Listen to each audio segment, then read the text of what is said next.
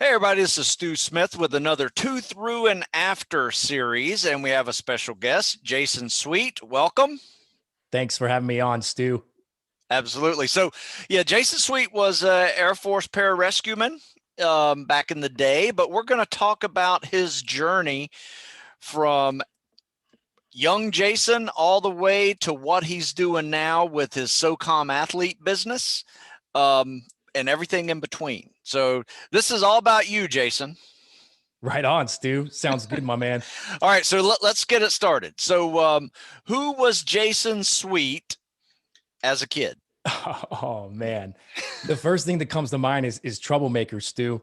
My dad was a PJ, and he was stationed at the 1730th Pararescue Squadron, is what it was called, and that's now been moved over to Herbert Field and is now Yeah. the 23rd STS. So I was born right down here in the Eglin Air Force Base area. Got to grow up doing some snorkeling and just being around the community a little bit. And then dad actually ended up getting out when I was about 2 or 3 years old. Hmm. So that was my childhood, was being here in the panhandle of Florida and just getting into sports. My dad got me into karate at a young age, helped me burn off some of that energy that I had. Played a little football, sucked at it when I was young, by the way, still kind of suck at it, but got into baseball as well. Okay. All right. So let's talk a little bit about that. North Florida. I grew up in North Florida as well, just on the other side of Tallahassee. So I know the area very well. Um, how about your high school life? You know, what was it that drove you in high school to work hard? Yeah, man, this was a big change in my life that happened. My dad moved us from Florida to Arizona. And so we came from being in somewhat of a rural area in Florida to being in a little mountain town called Payson, Arizona. Now, it was a pretty big culture shock for me. But one thing I loved about Payson is everyone there was very real and very open. There wasn't a lot of judgmental people there. And I felt that I could be myself. So I enjoyed growing up in a small town, developing those relationships. And for the first time, I actually had an opportunity to start excelling in sports. And obviously, as a young man, when you hit your teen years, you start going through changes and maturing physically and developing physically. You'll have muscles in places where you never thought before. So it was really cool to start developing as an athlete after moving to Arizona. Yeah. So tell me this.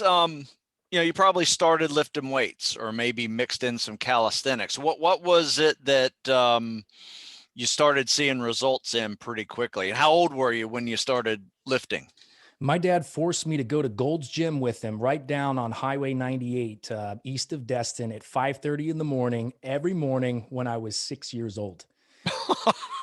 And Damn. I did not enjoy it, Stu. He got me this. I want it kind of like a personal trainer. He was more of like a mentor, and his name was Paul. And Paul would always tell me to lower the weight and work on having better form. And it used to make me so mad because all I wanted to do was lift heavy weight, and all Paul wanted me to do was focus on form. So You know, that's a good coach. it was a great coach, and it was Yeah. really what had established my base as focusing on form instead of just throwing around heavy stuff all the time. I like that. So what were the sports that you were pretty good at? Right. So I played football in high school. I only played my freshman, sophomore, and senior year because I was a better baseball player. I enjoyed football more, but I wanted to focus on trying to get a baseball scholarship and getting out of that small town. So I sacrificed basketball whenever I got into high school and just narrowed it down to being a two-sport athlete. Being in a small town, it's difficult to get scouted. So I would play in these travel baseball Oh leagues yeah. down in Phoenix, and we would travel to San Diego. There were scout clubs. So I ended up getting a full ride scholarship offer my junior year to a school called Grand Canyon University, and they're in Phoenix. And I signed with them and had the luxury of being a scholarship athlete going into my senior year of high school, and decided to play football because what the heck, I had already secured the scholarship. That's awesome. So how was that for you? Whether you're like team captain or how did that work out for you your senior year, baseball and football? Yeah, so I think that to go back in time, I don't think that I took baseball serious enough my senior year because I had already got the scholarship, and my head was really in football and trying to enjoy this opportunity to play football. Football, there's no other game like it. As you know, Yeah, Stu, being a love it. former football player yourself, I just loved it. I would dream about it. I didn't really dream about baseball very much. Loved being a pitcher, loved being on the mound, being able to control the defense and being that anchor for your team. But there is nothing like getting a handoff and getting that football in your arms and running down the sideline, trying to avoid tacklers or filling a gap as a linebacker and cracking pads with the running back right there at the line of scrimmage. There's no other game like it. It is phenomenal. But I just was never big enough, Stu, or fast enough to get considered for a legitimate scholarship in high school. So I played for fun, played for the love of the game, and really had a blast my senior year, getting to play some football, man. Nice, nice. So let's fast forward into college. So how did being a college athlete treat you? It was tough when I first showed up down there. So I got a job as a server, and I was serving tables before I started my freshman year at Grand Canyon University. And I was playing in this summer league. And the summer league was an opportunity for freshmen and transfers and whatnot to prove themselves. So I earned a spot as our number one starter as a pitcher in the summer league. And my fastball was around 87 to 90 miles per hour. I had some good control, some good off speed, and I was having a successful summer. However, when the season started, my fastball dropped to about 80 miles an hour, and I couldn't throw more than about 20 pitches before it would start hurting. Hmm. So I went through this whole process of going on the disabled list, off the disabled list, experimenting with everything from acupuncture to cortisone shots to lowering my arm slot. I've always been a worker. Hard work is what got me where I am today, but it can also be one of my number one problems too. Overworking and overuse can cause injuries. So I considered perhaps I had been doing too many drills and just throwing the ball too much, and decided to take some more rest. And none of this works, Stu. And I decided that it was time to hang up the cleats. And this was after my freshman year at GCU. Thank the Lord I had my scholarship renewed, but it was time to move on. All right. So what was next? Well, my dad, I'll get into some personal stuff for our listeners out there. I think it's important as an operator and important as somebody on this podcast to put the ego aside and be transparent and share some of my failures so that I can help you guys improve in your course in your life. And one of my largest failures as a kid was losing focus. Um, my dad had a home building company in Florida, as you guys knew from early in the podcast. That's where I grew up. So he had been commuting back to Arizona to run this company. And my mom had got this hysterectomy operation when I was 16 years old, to rewind a little bit.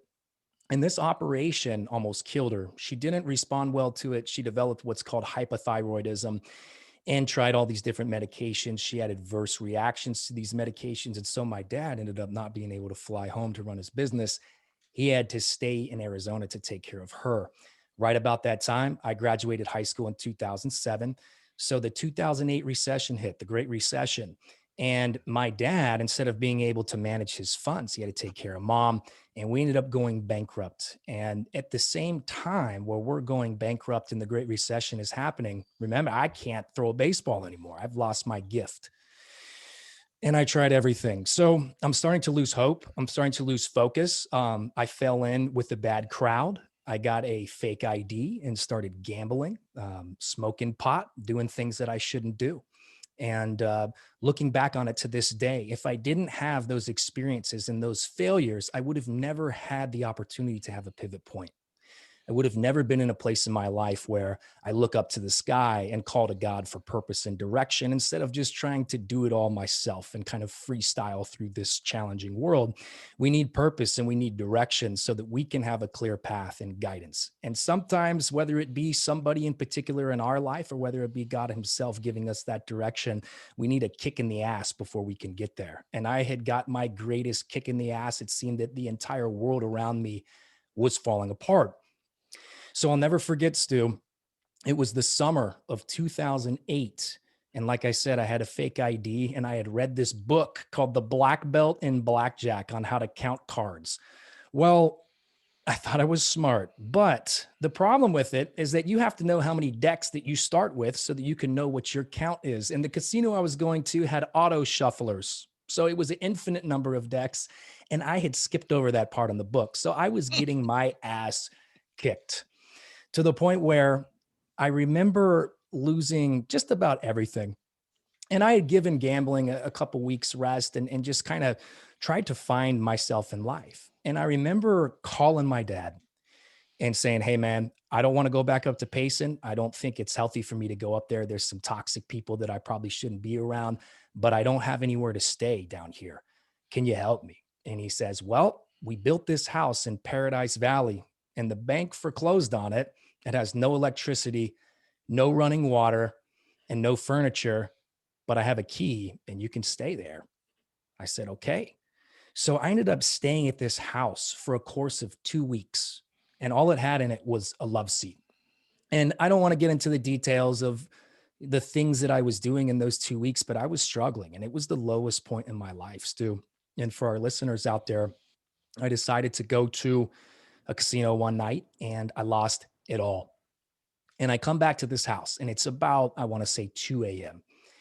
And I remember just walking in the house and feeling sick to my stomach. For our listeners out there, if you guys have ever had your heart broken or you've ever lost a lot of money or whatever, you get sick to your stomach. And that's the way I felt. And I remember just deciding to go outside and I look up at the stars. And it was in that moment that I realized that God was listening to me. And I said, "Lord, I don't care whatever it is you want me to do with my life. I'll do it. Tell me."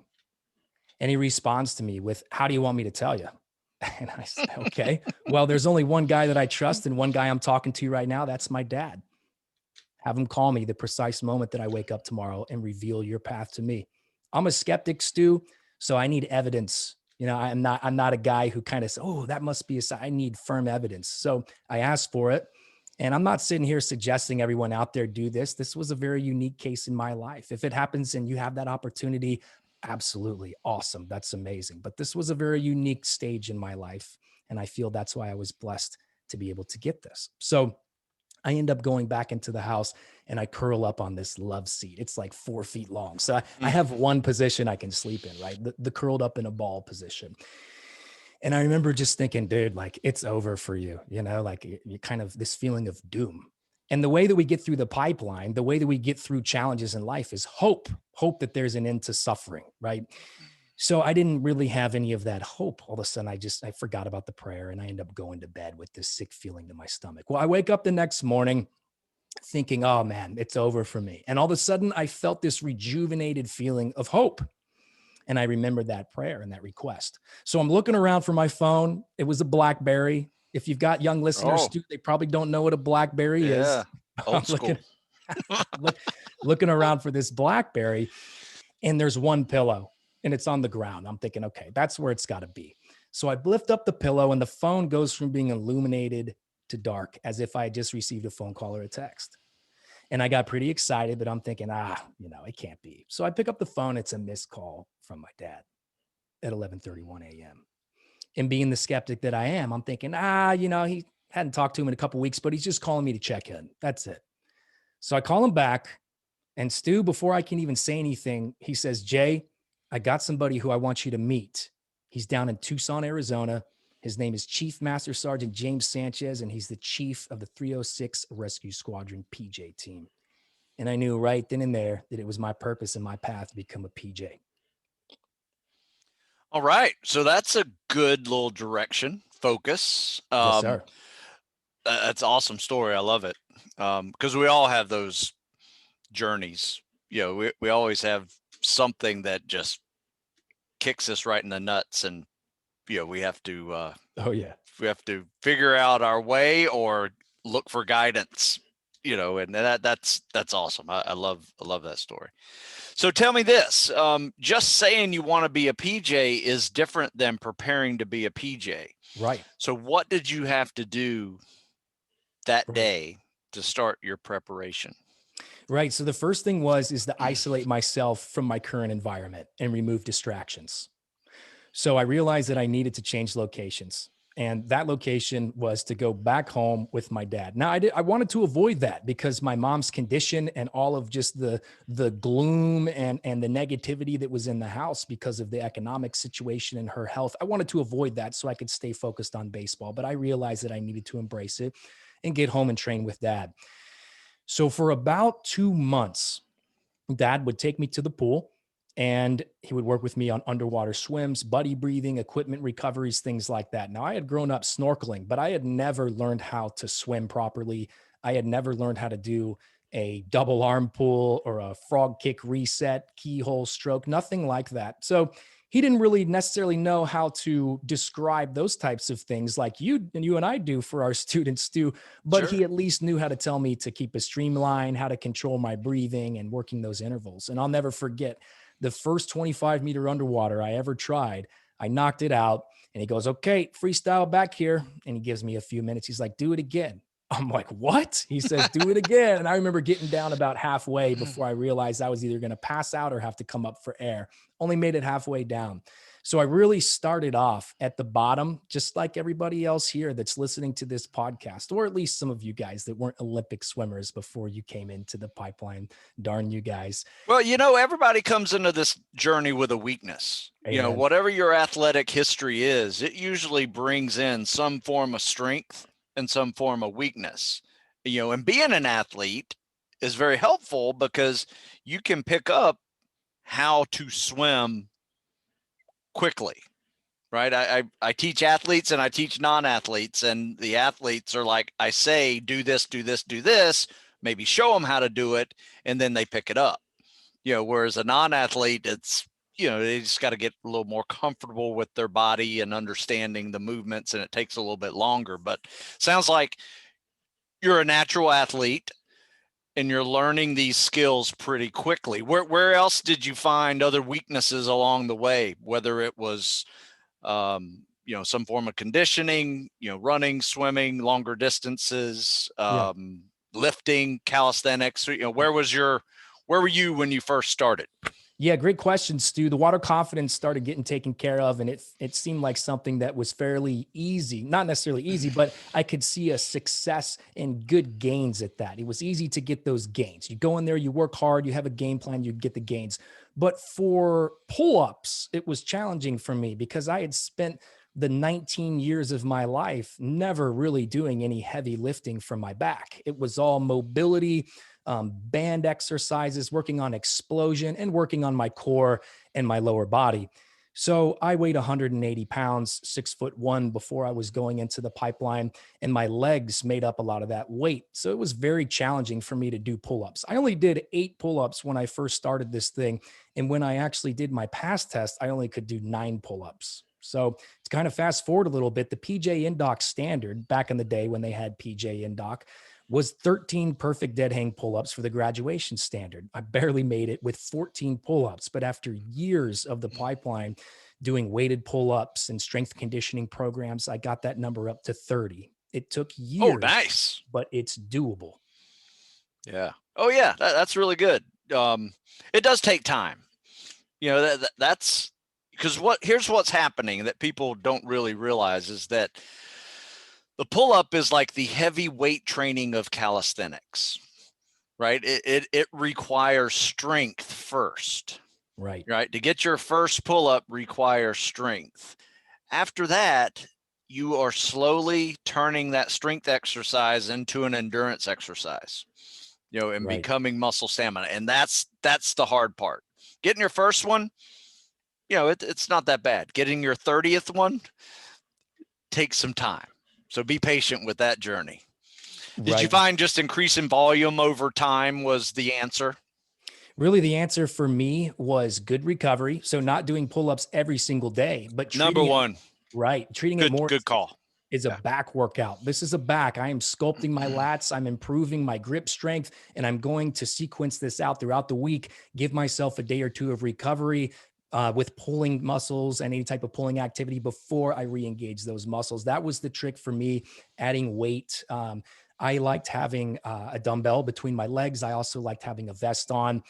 Those are all just different ways to kind of change that focal point on where the weight is so that you can Yep. strengthen different muscles. I So, love it. That's yeah, good. So, okay. So on this day, you said, okay, I'm going to be a PJ.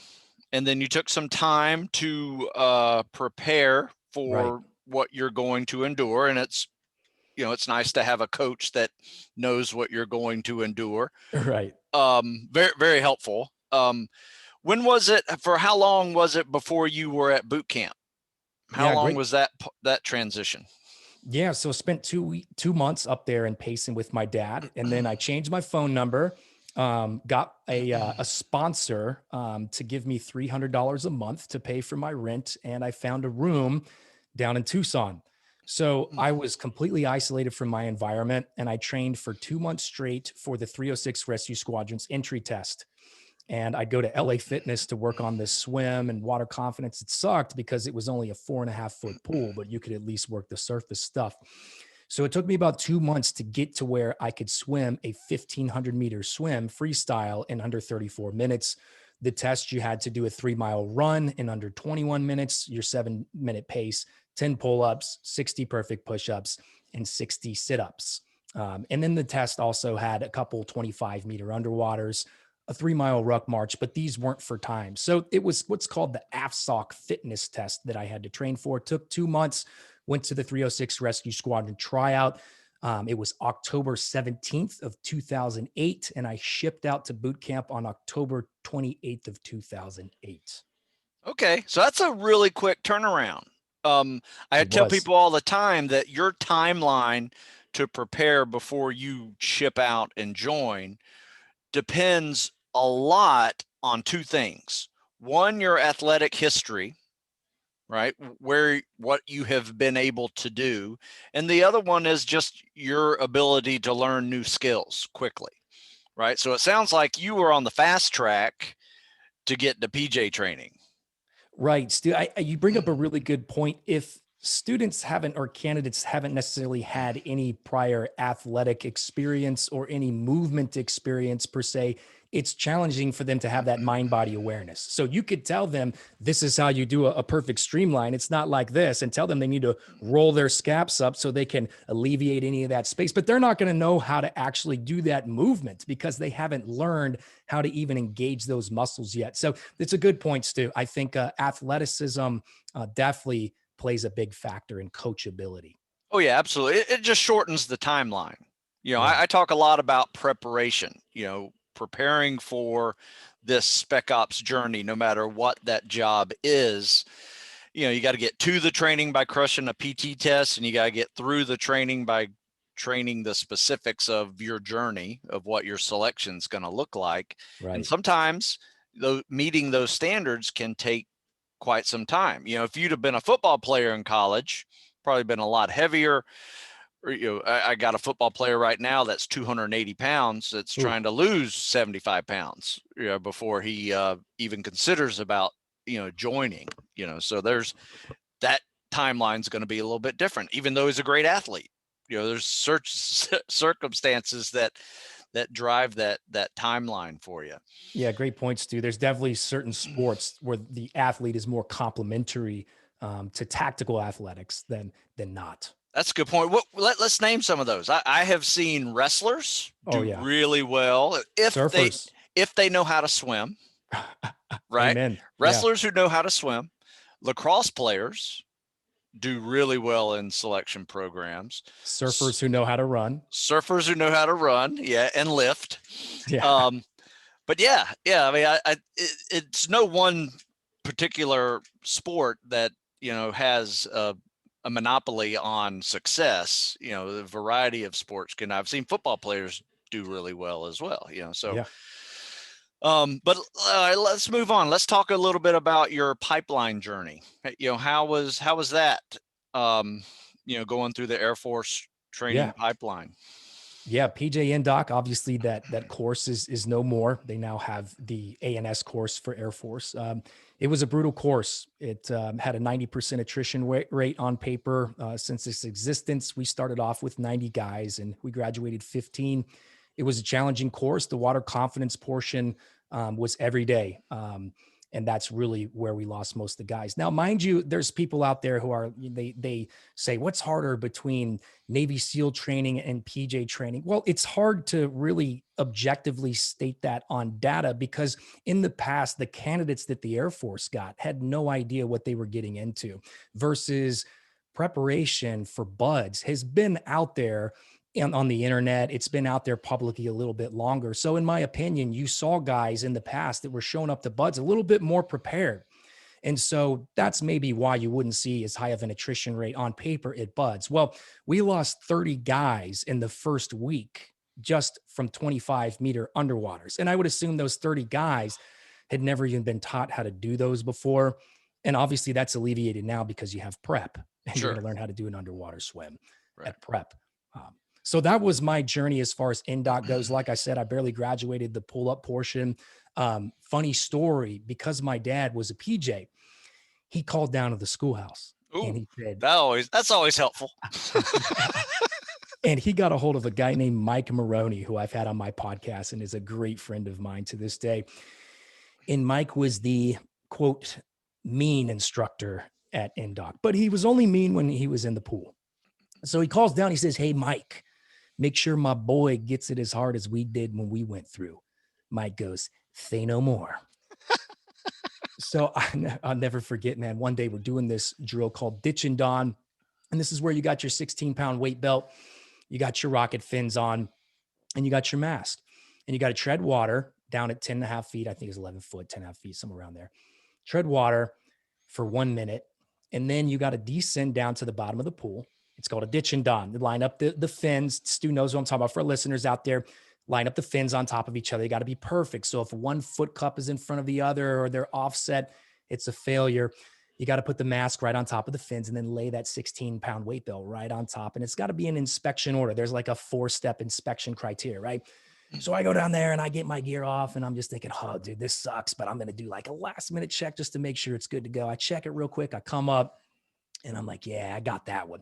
So afterwards, you got to tread, and then you tread for, I think, another 1.5 minutes, and then you dive down and you don your gear, put it back on. And that's on a breath hold too. People.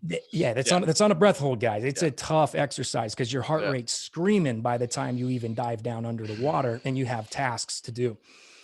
So I never forget Mike Maroney. I look down, I'm treading, right? And this is after I ditch my gear, right? Rewind. And I'll never forget, he comes down to my gear and he starts messing with it. And then he pops up out of the water. He goes, sweet, math behind foot cup, failure. And I just look at him and I wanted to back talk, which is a no-no, but I was just like, no, don't back talk, Mr. Maroney. So I'm just thinking there, oh man, I got to do a ditch and don again. Because if you fail ditch and don the first time, you got to do it again the second time. And it's never easier the second time because your heart rate's already jacked. So I go in a second time, and this time I know I got it right. Maroney comes up again. Sweet, math behind foot cup, failure. And this time I was like, negative, sir, which was a big no. And he goes, what? And at that point, I didn't say anything. And he goes, sweet, your dad prepared you for this course. And I was like, negative, sir. And he said, that's bullshit. Don't throw your dad under a bus like that. And he started getting under my head. Now, everybody in the class, all 18 dudes that were left, were sitting there watching me. I was the only one in the pool. So it was a very humbling experience. And I had to go down and do it a third time. And what I learned from that is, number one, you got to play the game. Have confidence in yourself. Sometimes you just have to survive. Number two, you never backtalk an instructor. Never backtalk an instructor. Number three, get it right the first time, guys. You know, even if maybe I did get it wrong, let's say that I did. Okay. The moral of the story is get it right the first time so you don't have to go through hell again. Right, Stu? Yeah, man. I have a similar story with drown proofing. When they tie your feet together and they tie your hands together. Yeah. My test, I nailed it the first time, but as I was finishing the last event, you have to pick up your mask with your teeth from the bottom of the pool and you swim to the edge. And while I was swimming to the edge, the rope around my foot came undone. An instructor just brings it right over to me and goes, fail. Right. Oh, man. Completely out of your control. And I failed. And so I just had to do it again, right afterwards. It's like a 30-minute test, and your eyes are like bleeding because it's, so much chlorine in it, not quite bleeding, but they just burn. So I had to do it again.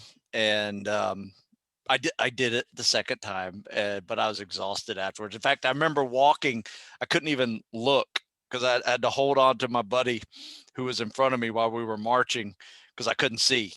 It was just like my eyes were all messed up for the next couple of hours.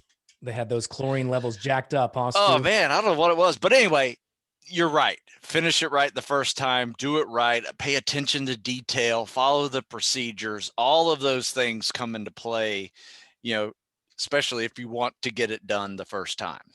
Amen. So that's a great story. So that's a hell of a NDOC story. So after NDOC, any other issues before you Yeah. were at your team? Yeah. So issues. I failed the EMT National Registry paramedic test. Part of being a PJ, as you guys know, is being a civilian recognized paramedic. So you have to go through this course. And the test is challenging. It's one of those tests where if you fail one block of the test, you fail the whole thing. And I had never developed good study habits in high school. I was a bit unfocused, more thinking about baseball scholarships and such than working on my academics. Had never developed good study habits or note taking skills. So that was a real ass kicker for me. Not only did I fail it once, I failed it twice. And in between each failure, you had to do 3 weeks of remediation. But again, for our listeners out there, failure can be a great thing. There's a saying out there, I don't lose. I either win or I think it's I don't fail. I either win or I don't remember So, this. yeah, I remember something like that. Maybe it's like it's not a failure; it's a learning experience. Yeah, there you go. I don't win or lose. It's a learning experience. I never lose. I either win or I fail. Yeah. Whatever it is. But that was a big thing for me, Stu. Was learning how to develop good study habits, and I ended up being able to get a degree in biochemistry later on in my life, which was the hardest thing I've ever done, by the way. But I credit it to what I learned from that failure during that EMT paramedic national registry test. So ended up taking care of business there, moved on to Halo School. After Halo School, went back to Kirtland Air Force Base for the Pararescue Apprentice course. This is the final phase of our 2-year pipeline. It's a 6-month course where we tie everything together, as well as add things like mountaineering and ropes and tactics, etc. And ropes was very challenging for me. I had never picked up a carabiner before, and it seemed like a lot of PJs didn't necessarily do athletics as much as I did. They were more into exploring, climbing, doing outdoor types of activities, things like that. So a lot of these guys had tied ropes before, or tied knots before. They had experimented with ropes. They had worked with carabiners, and I didn't even know how to open a tri-locking carabiner when somebody first gave it to me. So that was very challenging for me. I realized that I either needed to get this and catch up to speed, or I was going to get set back, and I didn't want that. So I ended up spending a lot of time with some of my teammates that were better at me, which was everybody, at tying knots after hours. And to rewind a little bit, at combat dive school, Stu knows all about this. For our listeners out there, you do this exercise called one-man competency. It's where the instructors surge off the wall. They throw you all around the water and they rip your regulator out of your mouth and they tie it onto your steel manifold in these series of knots. And you can strike these knots, right? You can undo them. You put your regulator back in your mouth, purge the regulator, start breathing, one breath, and then the instructor surges you again, knocks you all over the place, rips your regulator out of your mouth, ties it. Now, over the course of this 10 minutes for our listeners, you have to recognize what's called a whammy knot. And this is a knot that you cannot untie, okay? It's not strikeable. Once you identify the unstrikeable knot, you ditch your tanks, pull them over your head, put your mouth up to your steel manifold, and you start breathing out of your regulator. Now, if you do what's called a premature ditch, so you're starting to get hypoxic, you're freaking out, you think, oh, that's definitely the whammy knot, and you pull your tanks off, you're going to know that you did a premature ditch because the instructor is going to throw a regulator in your mouth. So I failed one-man competency the first time and the second time, and you get 3 tries at it. You get 2 tries on Friday, and if you don't get it, you have to wait all weekend before you try again on Monday. And then you got to do your 2-man competency evaluation after that. So I'll never forget, our listeners out there, this is important. Be this guy, okay? Not me, be this guy I'm about to tell you about. There's a guy named Barry Creel. And for those who've seen Inside Combat Rescue, not a big fan of the show. I feel like they kind of made us look like flight nurses more than combat search and rescue personnel. But for those of us seen that show, check out Barry Creel. Barry and I were at combat dive school together, and we had this set of practice tanks up in the classroom. Both of us were under 21. So we couldn't go out with the boys on the weekend anyway. So these practice tanks had a steel manifold regulators on them, and Barry had figured out how to tie the whammy knot and how to tie some of these knots that the instructors were doing. And he had me put the tank on, sit on the ground and close my eyes and basically dirt dive the whole situation and imagine myself being there for 10-minute increments as he just helped me work these knots. And because Barry helped me that weekend, I was able to go out and crush one-man comp on Monday. So guys, be a great teammate. Yep. You know, never hesitate to sacrifice some time to help somebody that you foresee would be a good operator make those standards. Yeah, that's a really good point. The weekends were great times to play catch up on some of those skills. Like you're not going to work out and get stronger or faster or anything like that. I mean, that's not what the weekend's for. It's to lick your wounds and try to pick up some skills that are taught to you at a very steep learning curve. So sometimes a little extra credit studying will definitely help you on that. Right. Wow, that's a really good one. Yeah, I remember that. We called it pool comp back then. Now they call it OC8 at Open Circuit 8 at Buds. Phase 2. That event, yeah, in second phase, and it's a crusher. It's tough. And if you can get it right the first time, that's the key. That's the key. All right, so tell me this: was there a particular time in the pipeline where you were, or especially in the NDOC when there's a really high attrition rate? Was there a particular time when you said, "Man, I got this," or was there ever a doubt in your head that you didn't have this? You know, it's like, hey, I can do this. Every single day I woke up and told myself I can do this. Every single day.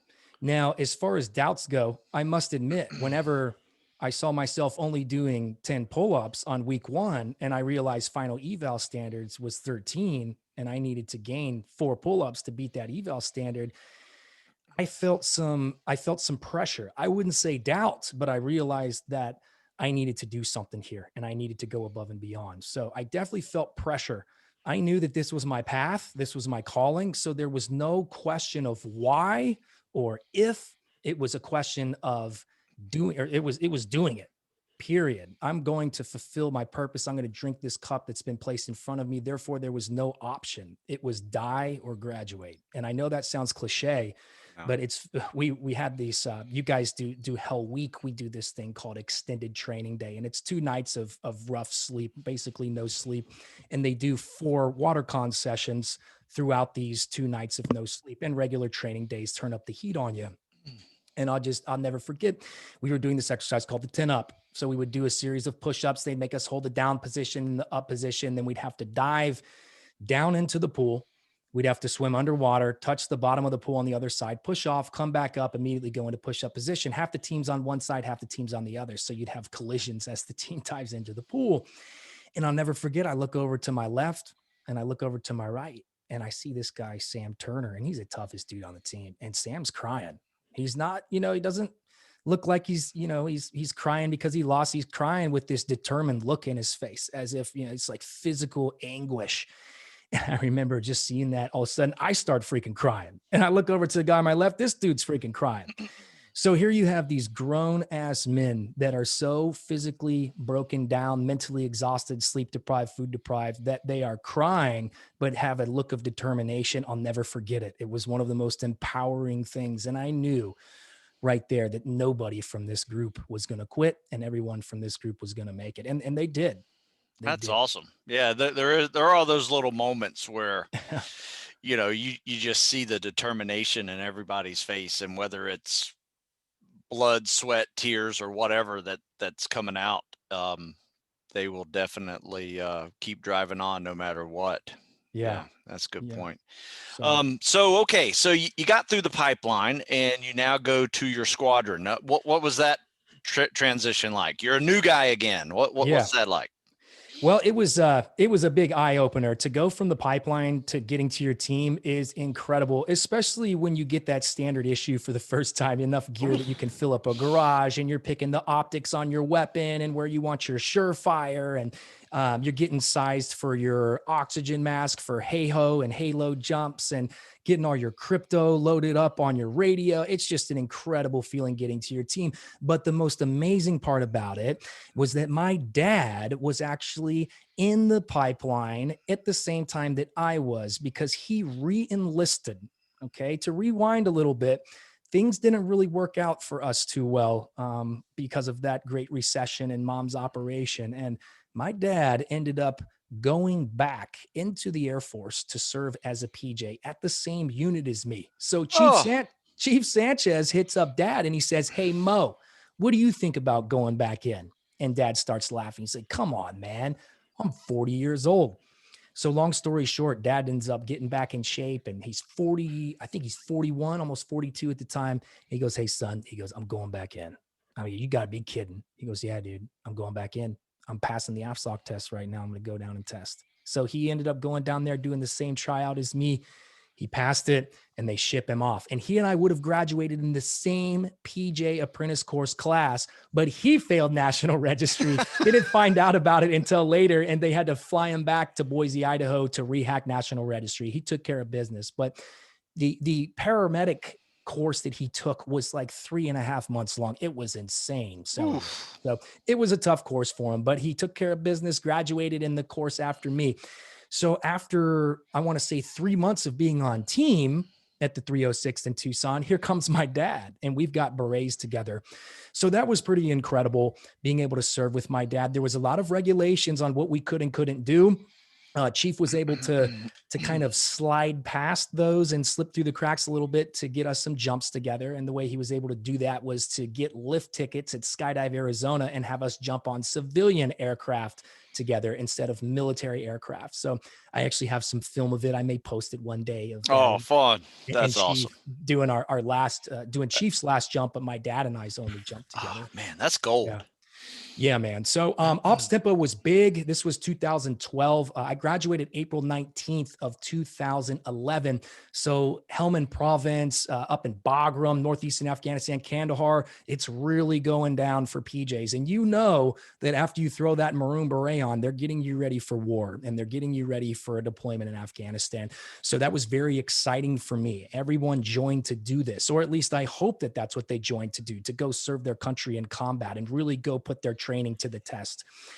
So being able to train for Afghanistan and immediately graduate and go into this pre-deployment spin up was phenomenal. I mean, everything from driving courses to advanced SEER courses, to close quarter combat schools that were put on by Delta Force and SEAL Team 6 operators at abandoned New Mexico State Penitentiary.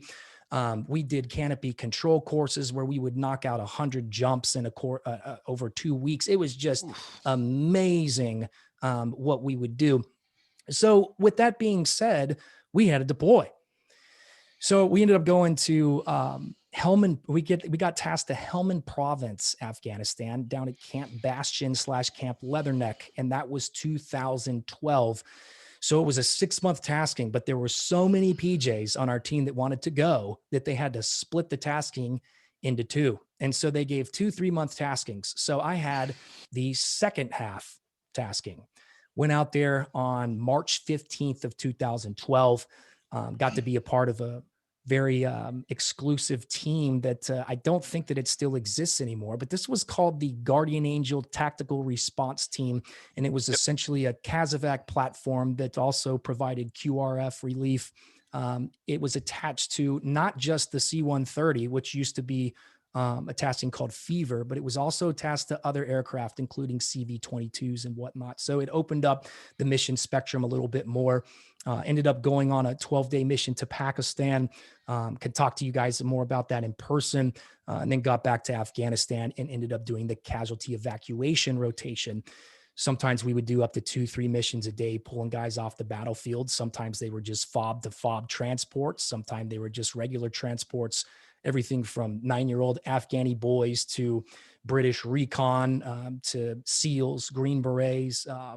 82nd Airborne, you name it. I mean, if they were out there and they were fighting the good fight, we'd come for you.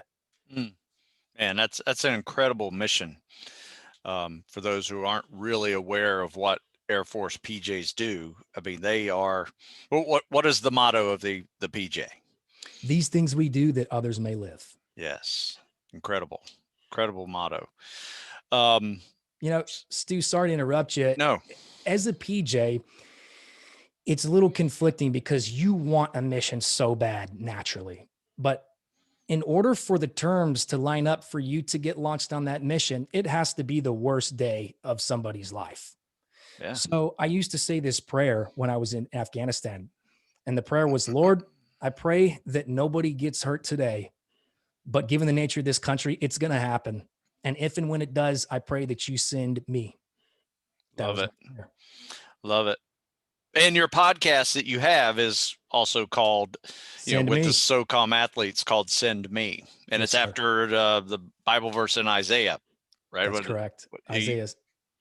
Go ahead and share that one. Yeah, Isaiah 6:8 says, Then I heard the voice of the Lord saying, Whom shall I send and who will go for us? And I said, Here I am, send me. Oof. Love it. Love it. Love it. Beautiful. All right. So how many years was that? Were you in the operational capacity, and when did you decide to get out of the military? Yeah, so that was in 2012. I ended up finishing up in October of 2014. So I got back from Afghanistan. I'd been active orders for about 4 years or so. And then I requested to be put on traditional reservist orders.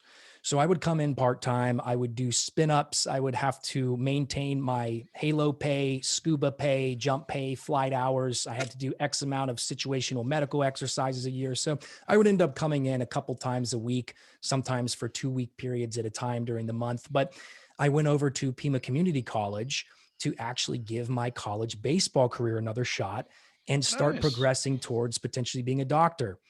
So I was taking 15 credits over at Pima Community College and walked on their baseball team and got to play a little baseball again in 2013. So you went back to be a collegiate athlete again. And what happened to that? Did you wind up finishing school? Well, I was only throwing about 84 miles an hour. I was in the rotation as a relief pitcher, but most of the pitchers on our staff were guys that were throwing 90, 93 and had gotten either a low draft pick out of high school or they didn't have good grades. And so they wanted to spend a year at a community college getting their grades up before they transferred to a 4-year school or getting a little bit of improvement so they could get a better draft stock and get some more money that year. So the competition was enormous there at that school. But besides the competition, I wasn't throwing a fastball like I used to. And being a pitcher, in my opinion, isn't nearly as fun unless you can bring the heat. You know what I mean? Yeah, that's true. So I never quit anything in my life. I wouldn't necessarily consider this quitting, but I didn't finish something that I started. So I went to the coach and I said, Coach, I pursued this to potentially have another shot at playing baseball professionally or collegiately and having a career. It's not working out for me. I'm spending 6 hours a day with you guys. I want to go back to working as a PJ and really focusing on my academics. So I decided to hang the cleats up for good. That was it. And I ended up working as a PJ more, really working on getting promoted to E5 and becoming a team leader. Ended up getting on what's called a prog tour, as well as some annual tours and clumping those orders in together and being a full student at the same time. Nice. I ended up getting an associate's degree at Pima Community College and then transferring over to the University of Arizona as a junior. And this was in 2013. And I had met my wife now, Jessica, at the time. And I was over at her house. And I don't remember what we were doing or how we got on this conversation, but I remember saying, honey, what would you think about me trying out for the U of A football team? And she's like, what? And I was like, well, I know you don't know this part of my life because we didn't meet until I was a new PJ. But football has always been my dream, and I never had the shot physically to do it. And I think that I could walk on the U of A football team. And Jessica's roommate was dating the second string running back, DJ. And I remember talking to DJ and him just being like, man, you can do this. Like, here's the process. So I don't know how, but the rumor kind of got out there a little bit that I was interested in walking on the U of A football team. And so our wing commander named Colonel Maxwell, great man, by the way, full bird colonel at the time. He's retired now. And he said, "Hey man, I got some connections with you. If you want to try out, I get you a tryout." And I was like, "Okay, sounds good, Colonel." And I remember training for about a year, Stu, and we kind of talked about shifting from baseball shape to PJ shape. Well, now it's shifting from PJ shape to Division I running back, slot receiver, weak side linebacker, wherever they want to take me type shape. And that was tough. Yeah, it's a different animal. It was tough becoming an explosive power athlete versus an endurance, well-rounded triathlete type is a PJ. It took me a year to really transform my body. I had to eat perfect. I had to have a perfect game plan, work out almost twice a day, do yoga, foam rolling, recovery methods. I mean, you name it. It was really my life. And I dedicated it for a year. Went and tried out. And I had hired a speed coach to administer mock combines for me. So I had a really good idea of what my 40 time, my vertical leap, my shuttle run, 510, 5 pro agility was going to be going in. And I knew that I was going to make the team based on these numbers. So I end up actually getting cut, Stu. And I ran a 5 flat 40-yard dash time. And this was after consecutively running the 40-yard dash in 4.67 seconds. So I thought that I was going to be one of the faster linebackers on the team. But when I tried out, I wasn't even fast enough to make the team. So they cut me, and it broke my heart, man. I mean, I remember I had about 6 months left as a PJ. And after I got cut, I decided to take this slot for this rescue jump master course down in Cocoa Beach Air Force Base, Florida. And I go down there, and God rest their souls, man. They're not with us today. They died in the Jolly 51 helicopter crash. But Carl Enos and Bill Posh had kind of heard about what happened, and I told them, nah, man, I'm not going forward with football. And they were like, dude, you had one bad day. Like, you should try out again. And so they set up cones for me, and a guy named Peterson as well, Grant Peterson. He set up cones for me as well, and they were tying me in the 40. And I was like 4.9. I'm just like, dude, that's not a good enough time. I was lifting, kind of just getting my mind back while I was there at RJM. And I got invited back to try out at the U of A. And I went out there, and I ran a 4.8 flat and a 4.82 on my 2 40-yard dash times. So not the best times ever, but good enough to get their attention. On the one-on-ones, I did pretty well. Tried to display some physicality. My footwork needed a lot of work, but they ended up picking me up. I'll never forget it, man. I just, you think that you have this vision in your head of what it's going to be like when you graduate this task or when you get the call or whatever. And you think, it's going to be this amazing moment where you celebrate, but it kind of felt like so past due and so humbling to me. And it was so much that all I could think about was let's get to work, dude. There was no time to celebrate. It was let's get to work. I love it. The phone call. He says, "Hey Jay, we picked you up, but if I ever catch you not going 100%, I'm going to cut your ass as quick as I picked you up on this football team." So that was my order, man. Go hard. Damn. It's funny because I did some research just before, we had this conversation, and, I saw that you were, Arizona football player. And throughout this whole journey, I was like, he's not a football player. What was I thinking? I must have read something wrong. This whole process. But finally, you made it to be a Arizona football player. So, yeah, man, yeah. That is some ups and downs and left and right hand turns throughout this whole journey. So what is it that you studied at Arizona? Biochemistry. Biochemistry, huh? Right. So unfortunately, Stu, I ended up getting some playing time my redshirt freshman year. So almost immediately after getting on the team, I got put on kickoff and kickoff return, which I got fired, by the way. We were 5-0 and we were ranked 10th in the country, played against USC at home, lost by a field goal. I laid a complete egg on special teams, didn't do anything. Coach Rod fired just about everybody off special teams. And I didn't even see the depth chart until the last game of the season against ASU in November. So that was pretty rough. But after getting fired off special teams, I got obsessed with becoming a better football player, to the point where it really got out of balance. And I started sacrificing and pulling from everything else in my life to gain more time to be a football player, which is a problem for our listeners out there. You have to maintain the balance in your life. So what ended up happening was I ended up doing 3-a-day practices and on my own. And I also changed my major. Excuse me, I'll actually wait to say that. I did these 3-a-day practices. And one day I was playing basketball with some of my teammates, getting some cardio in.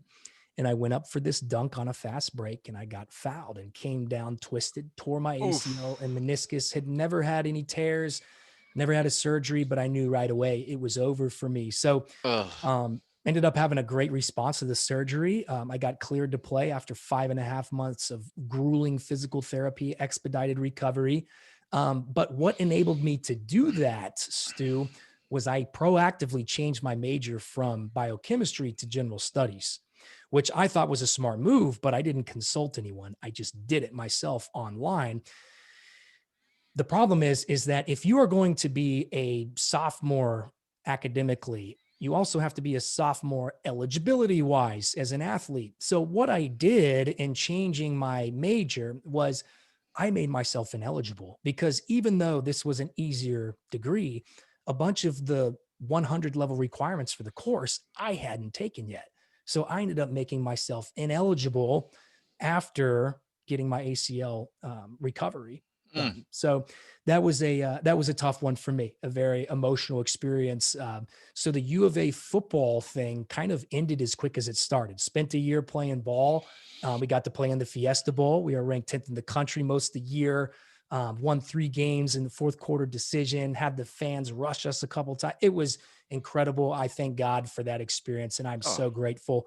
But definitely made some bad moves that prevented me from really potentially having a good college football career. So for our listeners out there, don't overtrain, stay focused, and maintain the balance in your life.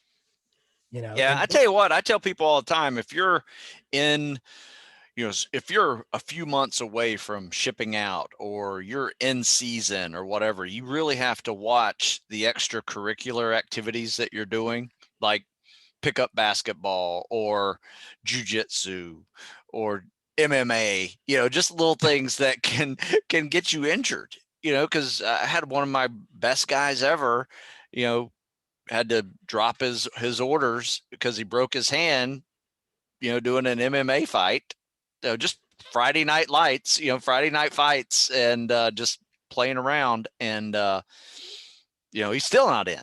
He still hasn't fully recovered yet. So those are things that you have to really start taking seriously when things are getting close. When it matters. What I well mean? said. If you got a whole year or so, an accident happens, you can probably recover from and come back to it, depending on the severity of it. So you had a little bit of a different transition in and out of the military. A lot of people do that. A lot of people go in young, get the GI Bill to help them pay for college, or they go on and play some college athletics that they'd never done, never thought of, like right out of high school. That's a very unique journey there. So what happened after college? What was next after that? Oh, by the way, Stu, I remember that phrase. It's I don't fail. I either win or I learn. There you go. There you go. I love that. Yeah. So after I dealt with this ACL tear and all of that, I ended up getting plugged in with a professor at the University of Arizona named Dr. Ricardo Valerdi. And we collaborated on this project called the DoD/NCAA Mind Matters Challenge. And the project was a research/grant effort to develop a educational training aid that would change the culture of college football players to start reporting their concussions after having them. So this really led me into the human performance world and the world of grants and proposals and research. Human performance wasn't really even talked about at the time. It wasn't really a thing. And it's culminated and evolved over the years and into what it is now. But this was really kind of the beginning of that. So what we ended up doing was developing this phone app that worked in virtual reality. So the way that it was compatible with virtual reality is You guys can look up Google Cardboard. It only costs about $3 per unit when bought in bulk, and it simply has splitter lenses on it. And you slide your phone through it and hold it up to your face. And now, whatever application you're running on your phone, you can see it essentially in virtual reality. So, I took lead on this project, ended up getting kind of promoted from a researcher to taking lead on it. And we came up with the name Brain Games. And my job was to develop the curriculum for the app, as well as promote it on social media, make sure that it was realistic, get any type of consultation from football players to make sure that, the football players looked right, the coaches looked right, et cetera. So what the app ended up being was a virtual reality scenario where we took a drone back before people knew what drones were in the University of Arizona Stadium, and we turned it from 3D to virtual reality, and we screened myself and Scooby Wright, who was Defensive Player of the Year at the time, into this virtual reality app.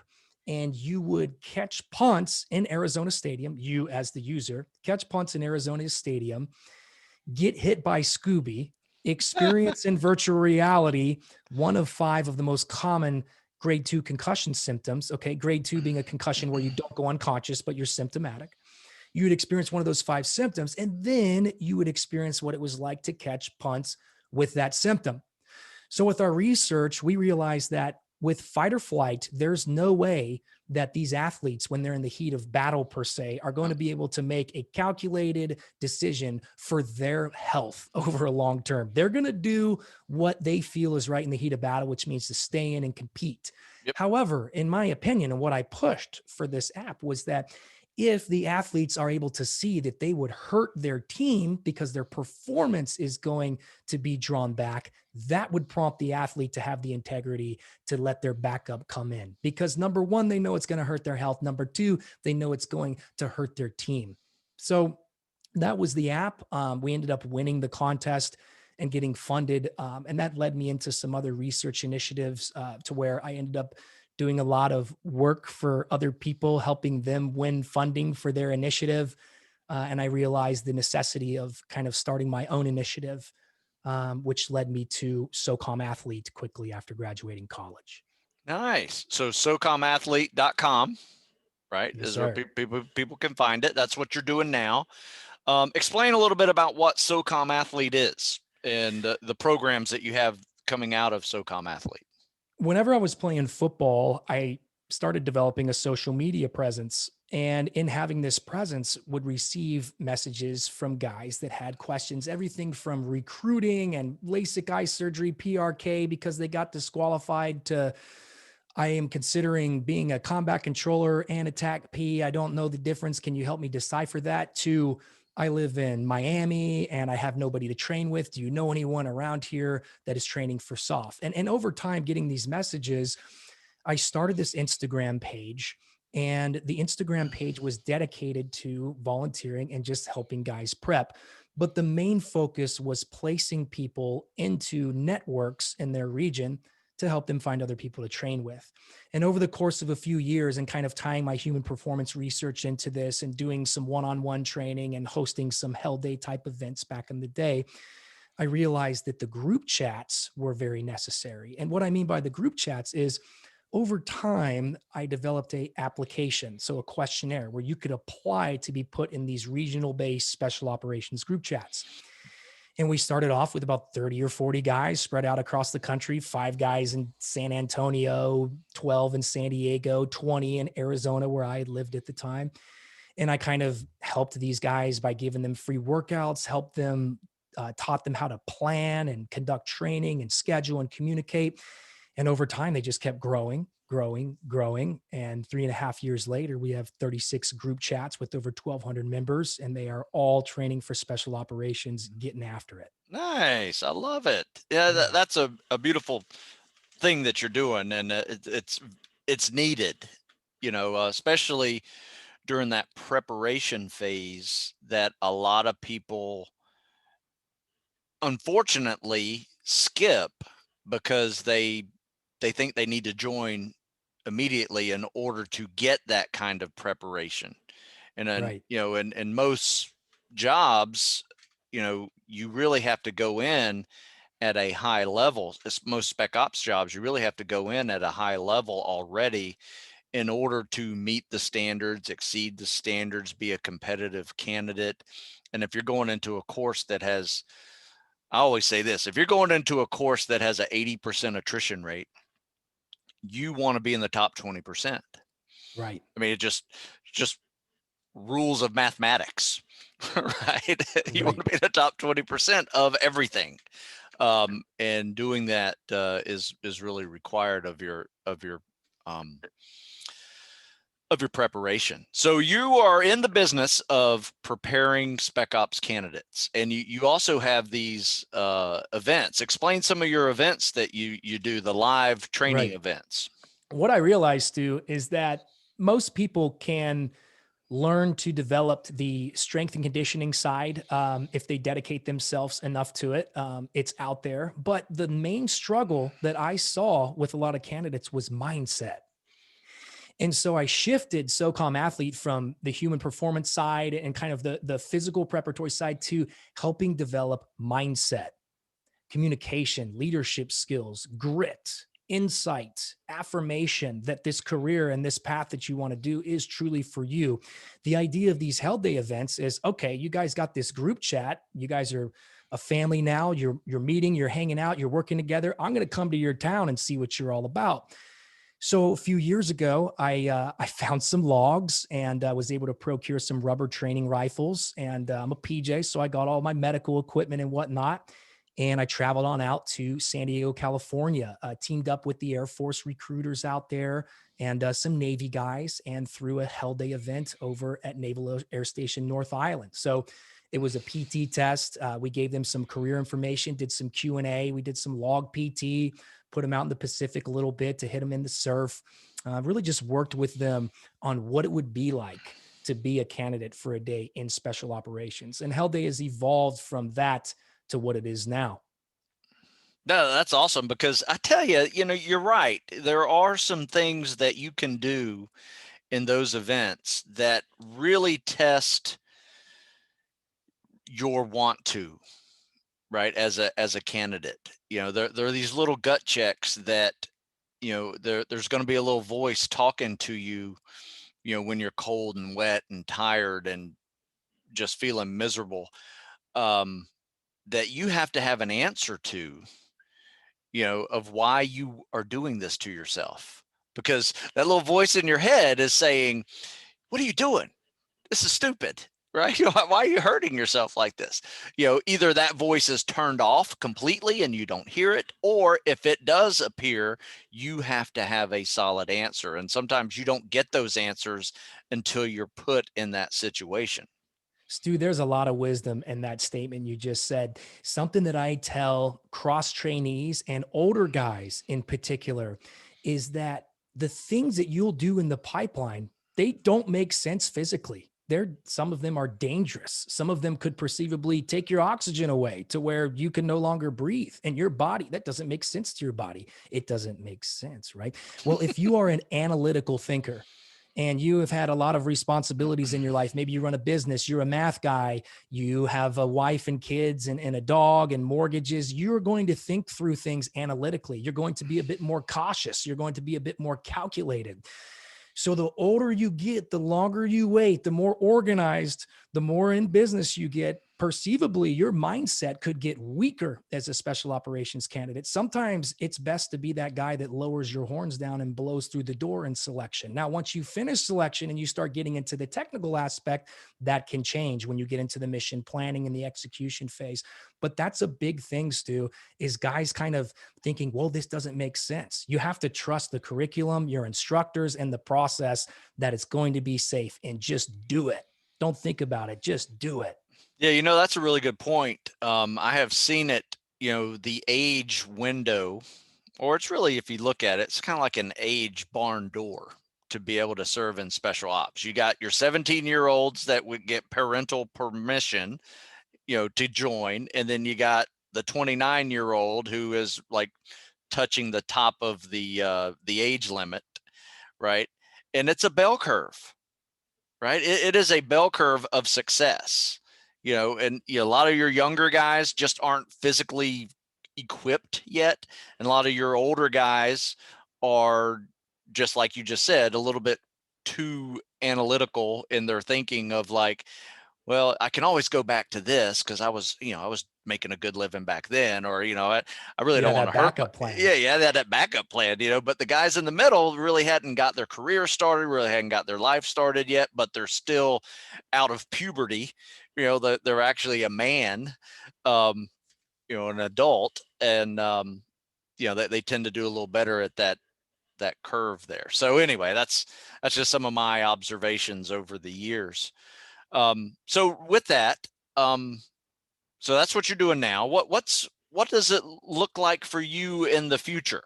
Like what's the next 5 years hold for Jason Sweet and SOCOM Athlete? Yes, we've been working with the government lately, particularly recruiting and scouting organizations. So 320th Special Forces Group, Air Force Special Warfare Recruiting, the Basic Reconnaissance Course, and the Recon Sniper Foundation. And what they will essentially do is sponsor these Hell Days if they like the idea. And I pitch it to them, propose it to them. They sponsor the Hell Day so that they can come to the event, support the event, and scout and recruit, because every single one of these guys have to go through a recruiter eventually. Number one. Number two, those recruiters are ultimately looking for young men and women that can do these jobs, A, and that B, are going to meet the criteria, whether it be passing the pass test, PFT, PST, or being able to medically qualify through MEPS. So I can't put them through a medical screener at Hell Day, but the recruiters can come out and literally see firsthand the mindset, the communication, leadership, and the physical ability of these students that are going to the event. So the event, to kind of tie back to athletics, is almost a showcase when Yep. it comes to the recruiters, but when it comes to the students, this is an actual day in special operations preparation simulated to them, where they are helping getting their mindset developed. And it's usually not the physical challenges that Hell Day students struggle with. It is the attention to detail. It's having an equipment list, strict timelines, entering the water procedures. Got to hold 3 fingers on the mask, 2 simulating holding regulator in your mouth. Look left, right, down, horizon. Step with your left foot. Fists up in the air. I feel fine, sir. 2 pumps from the chest. These types of things. Maybe one person comes up with their left fist because they're physically exhausted, or they're thinking too much, or they just didn't pick that part up. Maybe they struggle with attention deficit and it's hard for them to pay attention to something and let it sink. Maybe they struggle communicating with people, and whenever they tell somebody to pick the log up, they sound like an asshole, and nobody responds to it. I mean, those are just examples of things that Those they're are going to great. get by coming to this event. Again, it's to build mindset and affirmation. You should finish this event with a new sense of fire and a new sense of affirmation that special operations is for you. Your shoulders rolled back, your head high, knowing the direction you need to go. But some finish the course with their shoulders rolled forward and their head down, knowing, man, this is not for me. I'm glad I was here, but this is not for But me. you know what? It's a success then as well. You know what I mean? It's successful, for that person to make that decision and not waste, anybody else's time or their own time, going down that journey. There are other options for that person to do, and that's why I like those kind of gut check, um, training programs like you're doing, is just because it offers that valuable lesson. And what you've added to it with bringing in recruiters and, special ops recruiters specifically, is here's what's going to happen. You go there and you're a good recruit. Let's say you're crushing the pass test or the PST, and then you do real well in this. You know what you have done there as a candidate is you just let that recruiter know that you're a serious candidate. And you know what? They're going to work with you so much more than if you go there and you fail the PST and you fail any other objective training criteria. Um, because that's what a lot of people do, especially within the Navy process, is they join too early. They've never even done a 500-yard swim before in their life. And now they got to learn how to swim. They got to learn how to take this PST. And for months, all they do is fail PSTs, Right. and nobody takes them seriously. So you're either going to go there on your first PST and you're going to be in the passing group, or you're going to be in the failing group. And you got to think of that as a job interview. This is your job interview to probably the first SEAL or special ops guy you've ever met before. Yeah. Right. And where do you want to be? You'll be in the passing group or the failing group. Right. And programs like SOCOM Athlete, those events can help you with that journey before you even talk to a recruiter. Thanks, Stu. Looking forward to having you out to one of them, man. Got to fly you out to one of these down in Destin or California, or maybe host one up there in New England. Hey, man, I'm here in Maryland. I got plenty of people here too. So Let's do no, it. I do like those things. I've done a few myself. I've done a few with some other spec ops guys before, and they're fun. They're exhausting. I will say that. As an instructor, I'm a much better coach than I am instructor.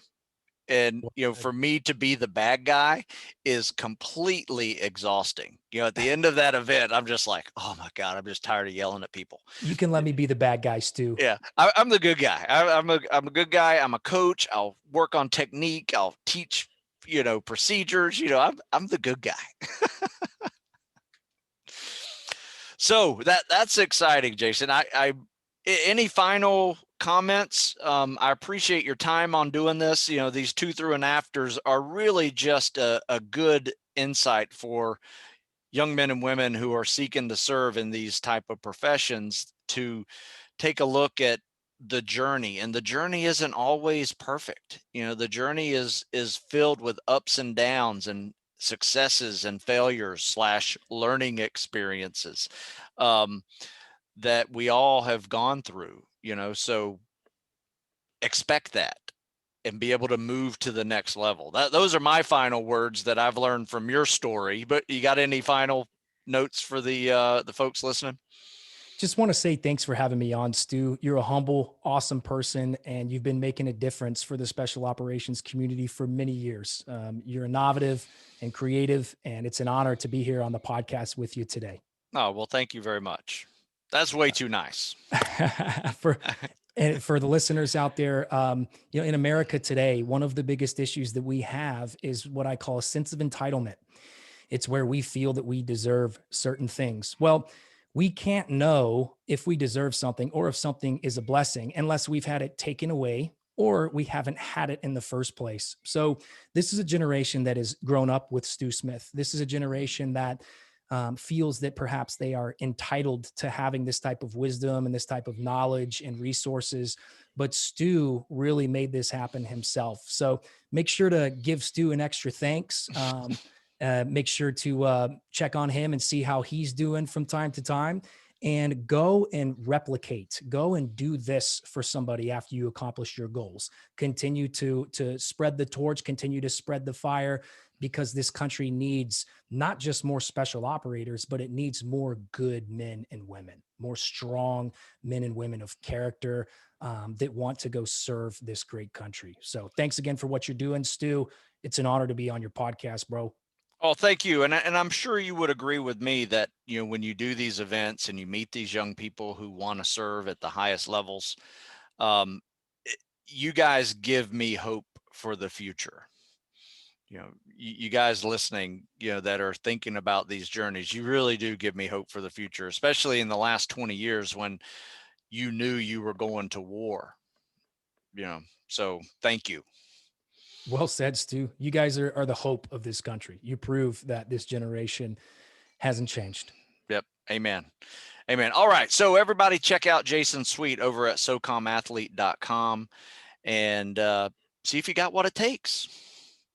Jason, Thanks, thank you. Thank you so much for taking time to do this with us. My pleasure, Stu.